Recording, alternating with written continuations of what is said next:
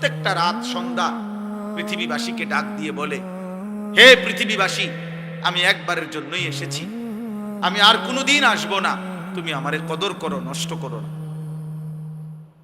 প্রতিটা ভোর জগৎবাসীকে ডাক দিয়ে বলে, হে জগৎবাসী, আমি একবারের জন্যই এসেছি, আমি আর আসবো না, আমারে কদর করো, নষ্ট করো।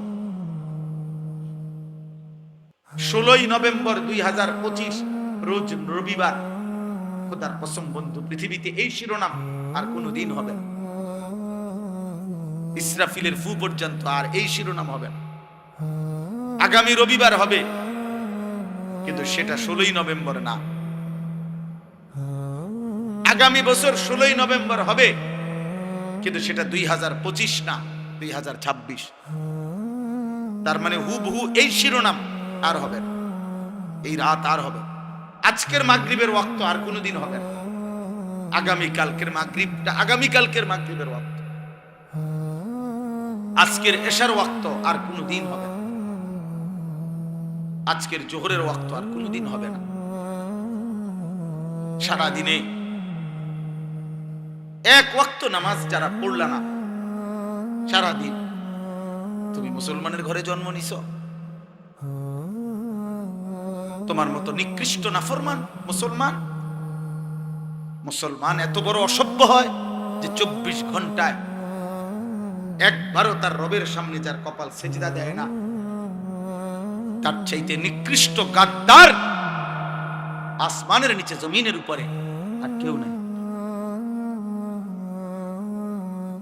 বেনামাজি তোর চাইতে নিকৃষ্ট গাদ্দার, অসভ্য, বেয়াদব আসমানের নিচে জমিনের উপরে কেউ নাই। ওরের কুত্তা তোকে দেখে লজ্জা পায়, সকালের কুত্তা, ভোরের কুত্তা আল্লাহকে বলে, আল্লাহ প্রথম নজর যেন কোন বেনামাজির উপরে না পড়ে। কুত্তা তোরে দেখে লজ্জা পায়।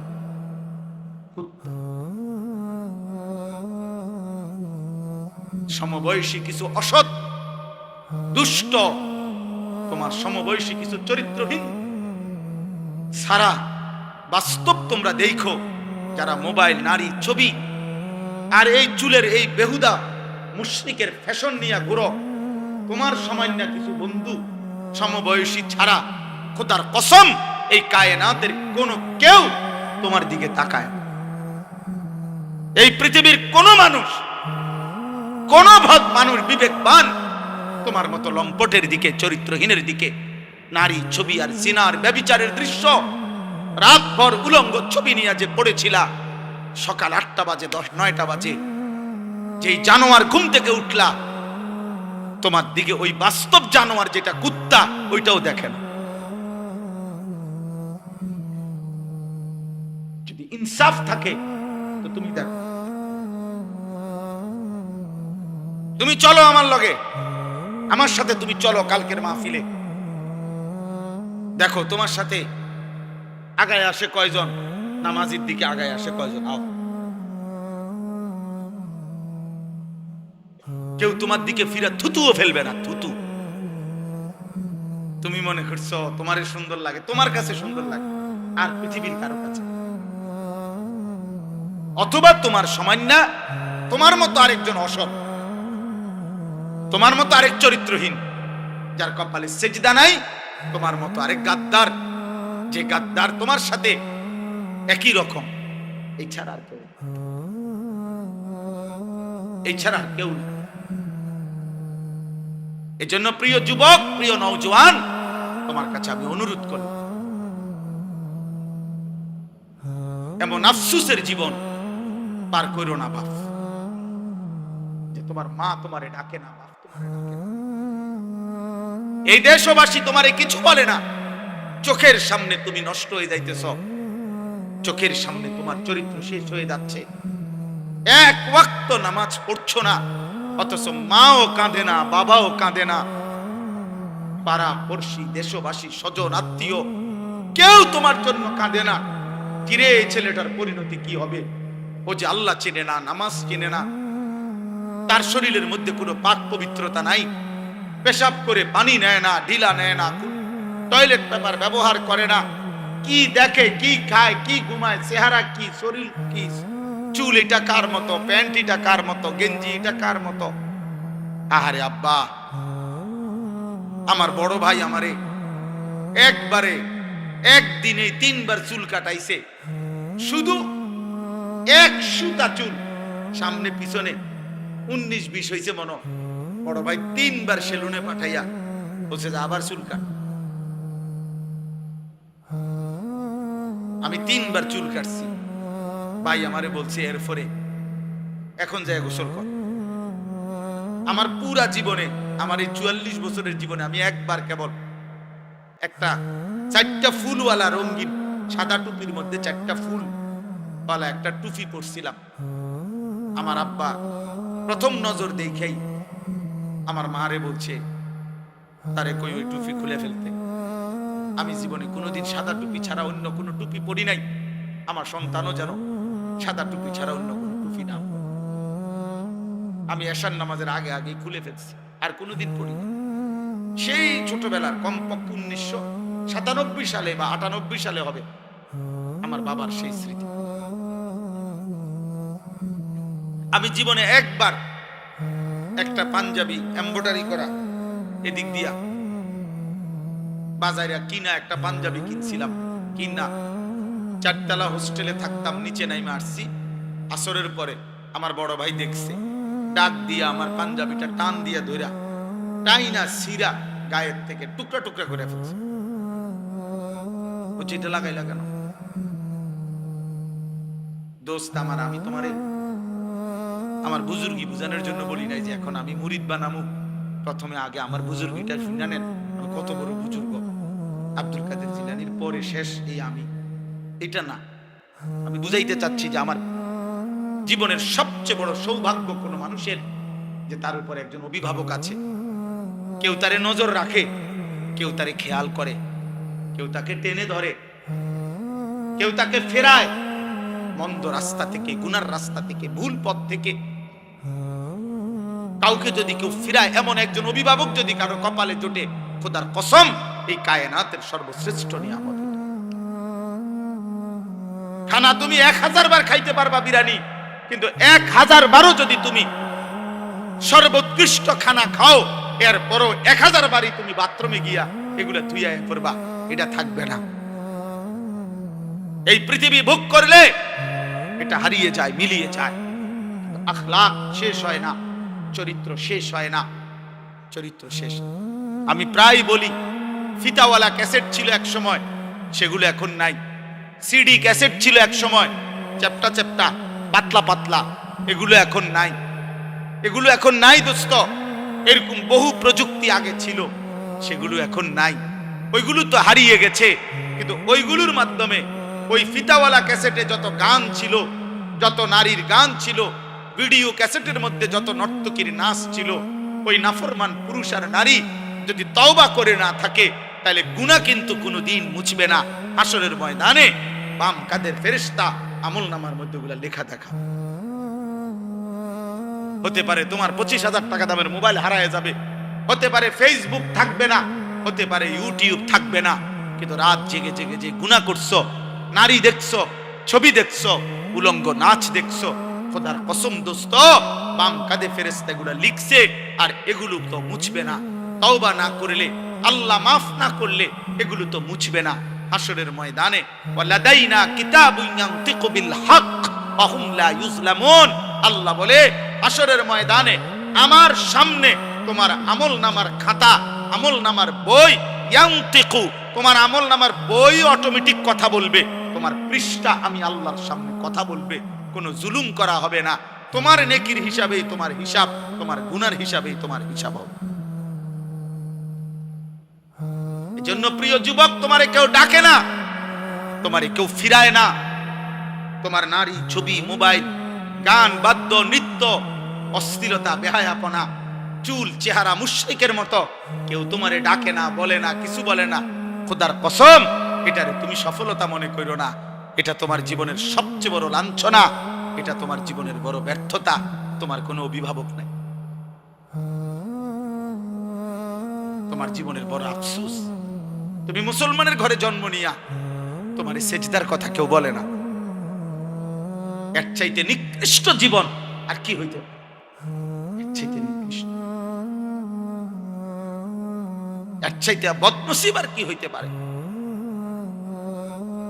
তুমি ভাবো ভাই, আমি ভাবো, বাবারা সবাই ভাবেন, আল্লাহ তাআলা এই হাত, এই কান, এই নাক, এই কান, এই চোখ, এই জিহ্বা, এই ঠোঁট, এই পা, শরীরের সব অঙ্গ দিয়ে দুনিয়াবি উপার্জন মানুষ করে, কোনো না কোনো কামাই রোজগারি করে মানুষ, দুনিয়াবি উপার্জনের কাজে লাগে।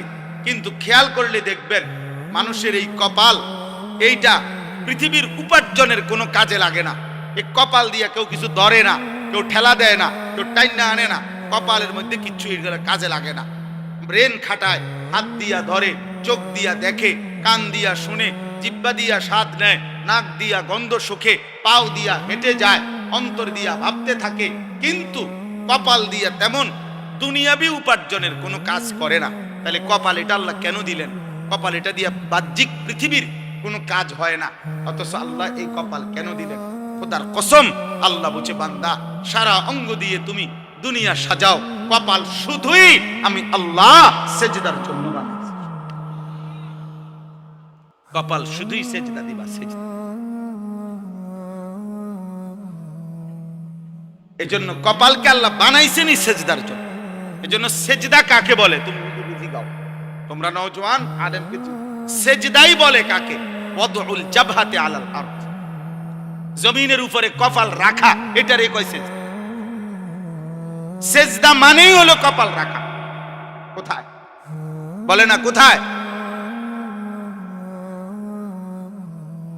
এজন্য দোস্ত এটা মনে রাখ, ইবলিস শয়তান আল্লাহ হুকুমে সেজদা দেয় নাই, একটা সেজদা, একবার শুধু কপাল নামায় নাই। আল্লাহ বলছে ফখরুজ ফা ইন্নাকা রাজিম, কোরআন শরীফের আয়াত। আল্লাহ বলছে বের হ বেঈমান, বাইরো বাইরো থেকে আজকের থেকে, ফা ইন্নাকা রাজিম, ইবলিস আজকের থেকে তুই অভিশপ্ত। রাজিম, রাজিম, আউযু বিল্লাহি মিনাশ শাইতানির, বলে না রাজিম। فإذا قرأت القرآن فاستعذ بالله من الشيطان الرجيم। আল্লাহ বলছে রাজিম, তুই সেজদা দিলি না, এই বেঈমান, আল্লাহ বলছে তুই অভিশপ্ত। অভিশপ্ত মানে কি জানো? রাজিম মানে হলো এমন সত্তাকে বলে, এমন অস্তিত্বকে রাজিম বলে, এমন ব্যক্তিকে রাজিম বলে যে মূলত পাথর মারার উপযুক্ত, যাকে পাথর মারা উচিত, যাকে প্রতিনিয়ত পাথর মারা উচিত, এমন অভিশপ্ত ব্যক্তিকে বলে রাজিম। এজন্য ইসলামী শরীয়তের একটি বিধান, শরীয়তের একটা শাস্তি হলো, কোন পুরুষ বিবাহিত হয়ে যদি স্ত্রী ব্যতীত অন্য নারীর সাথে জিনা করে, কোন বিবাহিত নারী যদি আপন স্বামী ব্যতীত অন্য পুরুষের সাথে জিনা করে, তাহলে শরীয়তে শাস্তি হলো তাকে রজম। রজম মানে পাথর মেরে হত্যা করা, তারে পাথর মাইরা হত্যা করো। আল্লাহ বলছে এই রজম যেই শব্দ তাফসীরে আছে, রাজিম ওই একই শব্দ, অর্থাৎ শয়তান এতটা অভিশপ্ত যে সে মূলত প্রতি সেকেন্ড পাথর মারার উপযুক্ত, তাকে পাথর মারা উচিত, পাথর মারা। এই জন্য প্রত্যেক বছর হাজী সাহেবরা প্রতি বছর হজ্জের মধ্যে 3 দিন টানা 30 লক্ষ হাজী আল্লাহর হুকুমে 3 দিন টানা শয়তানকে অনবরত পাথর মারে, পাথর মারে। এজন্য আল্লাহ সেদিন বলছে সেজদা দিলি না, ফখরুজ ফা ইন্নাকা রাজিম। সেজদা না দেওয়ার কারণে আজকের থেকে তুমি রাজিম, তোকে মূলত পাথর মারা উচিত। এবার তুমি বলো, তোমার পরিচয় তুমি বলো। ও যদি হয় রাজিম সেজদা না দেওয়াতে, তো তুমি সেজদা না দেওয়াতে কি? তুমি বলো আব্বা, বলো। চুল ফিরাও, হ্যাঁ বইয়া বইয়া কেবল চুল ফিরাও, তোমারে বেঈমানে মাতাল বানায়া প্রতিবন্ধী বানায় দিছে। তুমি এইখানে, এখন এখানে যদি আমি একটা ছেলেরে দাঁড় করাই, কোন এক মানুষ যদি এখানে দাঁড়াইয়া হে যদি তার বাম হাতটা এরকম করে, মনে করো 5 মিনিট যদি এরকম করে, বাকিরা কি বলবে? মা পাগল, এটা এরকম করে বলবে কি না? তো তুমি কে চুলের এরম করো? তুমি যে একটু পর পর চুলের এমন করো, তো তুমি পাগল না ছাগল? হ্যাঁ, তুমি মাতাল না? তুমি প্রতিবন্ধী না? তো ভালো ডাক্তার দেখাও না কেন? বলো না আব্বা, এটা ফ্যাশন কিভাবে হয়? এটা ফ্যাশন হইতে পারে কিভাবে? একজন সুস্থ ছেলে বলো যেটা ফ্যাশন হইতে পারে? এত বড় ফালতু কাজ ফ্যাশন হয় কি? এই জন্য আমি অনুরোধ করলাম, আজকে দুশ্মন আমার কথা, আমি এই দুইটা আয়াতের তর্জমা বলতে চাই। এটা হলো মূলত বাস্তবতা, এটা বাস্তবতা। এটা আজকে বেঈমান তোমাদের কাছে এই বড় মোবাইলগুলা তুলে দিয়া সমস্ত কিশোর বয়সী যুবক তোমাদেরকে নেশাগ্রস্ত বানায়, মাসহুর জাদুগ্রস্ত করে দিছে। তোমাদেরকে বলে দিছে মোবাইল এটা হাতে রাখবা, তোমার টাকা দিয়ে এমবি ঢুকাইয়া চার্জ দিয়া রেডি রাখবা মোবাইল। আর এবার তোমাকে মোবাইলটা তোমার হাতে থাকবে, তোমার চুল কাটবা ডিজাইন আমরা মুশরিকরা দেব, তোমার প্যান্ট আমরা বেঈমান দেব, তোমার গেঞ্জির ডিজাইন আমরা বেঈমান দেব, তোমার রুচি, তোমার পছন্দ, তোমার হাসি, তোমার চলার স্টাইল, তোমার কথাবার্তার স্টাইল সবকিছু আমরা মুশরিকরা দেব। তোমার মোবাইলে পৌঁছে যাবে, তুমি ওইটা দেখবা আর ওই আলোকে নিজেকে সাজবা, পরিচয় দিবা তুমি মুসলমান। আর চাল চলন আর আখলাকে হবা তুমি হয় ইহুদি, নয় খ্রিস্টান, নয় মুশরিক, নয় মুরতাদ, নয় বেঈমান। হায় হায় কাপুরুষ! মুসলমান এত কাপুরুষ হয় না রে বাপ। মুসলমান যুবক হিসাবে কলঙ্ক। তোর মতো কাপুরুষ মুসলিম যুবক না হলে ভালো ছিল, যার রক্তে ঈমান জাগে না, কলিজায় যার ঈমান জাগে না। বেঈমান আমাদেরকে নিয়ে নাচে ফুর্তি করে, একবার কয় চুল এদিকে ফিরা, মুসলমানের যুবক কহ ফিরাইলাম, আবার কয় না এবার এদিকে ফিরা, না এবার এদিকে ফিরাইলাম। আহা, এ তো কাপুরুষের পরিচয়, এ তো আত্মমর্যাদাহীন পুরুষের পরিচয়। এই জন্য এই বন্ধুর কথা যদি শুনো, এই ভাইয়ের কথা যদি মনে থাকে, আমি যদি কোনোদিন আর বলতে না পারি, আজই বললাম, এমন মুশরিকের চুল তোমরা রাখো না। এই চুল তোমাদের প্রমাণ করে তোমার কোনো বাপ নাই। হ্যাঁ হ্যাঁ, কারণ তোমার বাবার সাথে তোমার কোনো সম্পর্ক নাই। তোমার বাবার চুল এমন না, তোমার বাবার চলাফেরা এমন না। এই মুশরিকের চুল প্রমাণ করে তোমার কোনো আল্লাহ নাই, তোমার কোনো নবী নাই, তোমার কোনো ধর্ম নাই। তোমার ধর্মই তোমার মোবাইল, তোমার সব কিছু তোমার মোবাইল।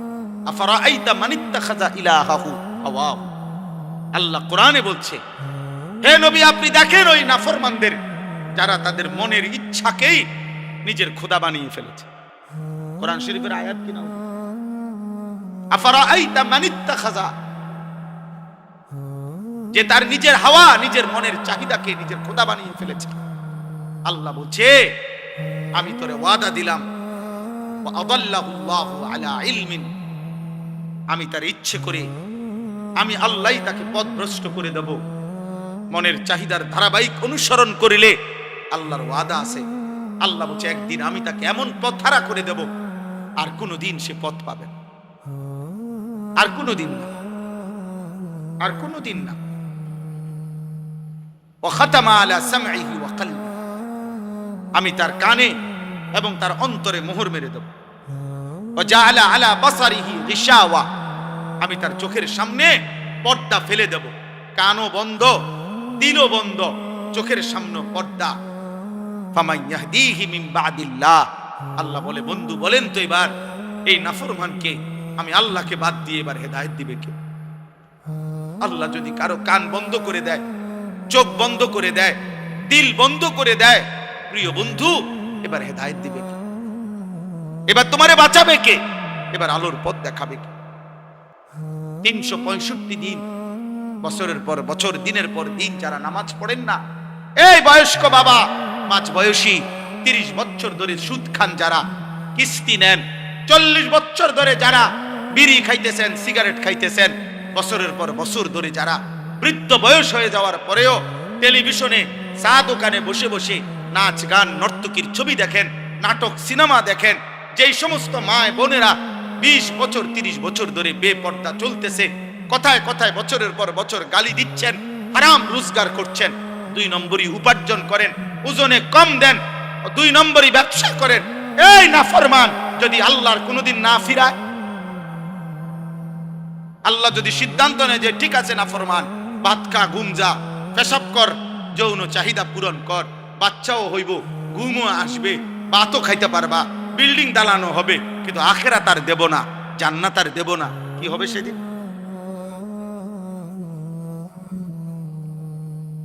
ওয়ালা তাকুনু কাল্লাযীনা নাসুল্লাহ ফাআনসাহুম আনফুসাহুম। এই যে কোরআনের আয়াত, আল্লাহ বলে মুমিন আমি আল্লাহকে এই পরিমাণ ভুলে যেও না, বেশি দিন ভুলে গেলে বান্দা একদিন আমি নিজেই তোমাকে তোমার আত্মপরিচয় ভুলিয়ে দেব। ফাআনসাহুম আখিরাতাহুম ফাআনসাহুম মাসালিহাহুম। আল্লাহ বলেন আমি তোমার কবর, হাসর, আখিরাত, মিজান, ফুলসিরাত ভুলিয়ে দেব। আর কোনোদিন মনে পড়বে না তুমি মরবা, আর কোনোদিন মনে পড়বে না তোমার কবর হবে, আখিরাত হবে। অথচ তুমি ভুলে গেলেও তোমার মৃত্যু হবে, হবে না? কথা বলে না? কেউ ভুলে গেলে মৃত্যু হয় না, কেউ না বুঝলে তার মৃত্যু হয় না, কেউ অসুস্থ হলে তার মৃত্যু হয় না। সুখে থাকলেও মরে যাবেন, দুঃখে থাকলেও মরে যাবেন, হাসলেও মৃত্যু হবে, কাঁদলেও মৃত্যু হবে। তবে হারাম থেকে বাঁচেন, গুনাহ থেকে বাঁচেন, গুনাহ থেকে বাঁচেন। এক মুমিনের প্রথম ডিউটি গুনাহ থেকে বাঁচা, দ্বিতীয় ডিউটি আল্লাহর হুকুম পালন করা। এটারে বলে তাকওয়া, তারকুল মুনকারাত, ফি'লুল খায়রাত। আগে হইল গুনাহ বর্জন, এরপরে হইল আদেশ পালন। আগে হইল ক্ষতিকারক জিনিস যেটা, এটা সরানো, এরপরে হলো উপকারী জিনিস আনয়ন করা। দাফউল মুদাররাতি মুকদ্দামুন আলা জালবিল মানফাআ। আরবি ভাষার প্রবাদ, গুরুত্বপূর্ণ মূলনীতি, আগে ক্ষতি সরাও, এরপরে উপকার আনো। আগে গ্রিলে ঝংকার রং দিবে, আগে ঝংকার সিরিজ কাগজ দিয়ে ডইল্লা, আগে ঝংকার সরাও যে সমস্ত পুরাতন, এরপরে রং লাগাও। আগে কুত্তা সরাও, এরপরে ভিক্ষা দাও। বাংলা ভাষায়, বাংলা ভাষায় বলে যে ভিক্ষা থাক, কুত্তা সামলাও। চাল দিয়ে নাম নেই, আপনি কুকুরটা সরান। আগে গুনাহ বর্জন করো। ইত্তাকিল মাহারিম তাকুন আবাদান নাস। নবী সাল্লাল্লাহু আলাইহি সাল্লাম বলেছে গুনাহ ছাড়ো, তুমি হবে সর্বশ্রেষ্ঠ ইবাদতওয়ালা বান্দা। নবীজি বলছে ফাত্তাকুদ দুনিয়া ওয়াত্তাকুন নিসা। দুনিয়ার ধোঁকা থেকে বাঁচো, নারীর ধোঁকা থেকে বাঁচো, নারীর ধোঁকা থেকে বাঁচো। আল্লাহর নবী সাল্লাল্লাহু আলাইহি সাল্লাম বলছেন, আল্লাহ কোরআনে বলছেন ওয়াদারু যাহিরাল ইসমি ওয়া বাতিনা। হে আমার বান্দা, প্রকাশ্য গোপন সব গুনাহ থেকে বাঁচো, ছেড়ে দাও। ওয়ালা তাকরাবুল ফাওয়াহিশা মা যাহারা মিনহা ওয়া মা বাতান। আল্লাহ বলছে বান্দা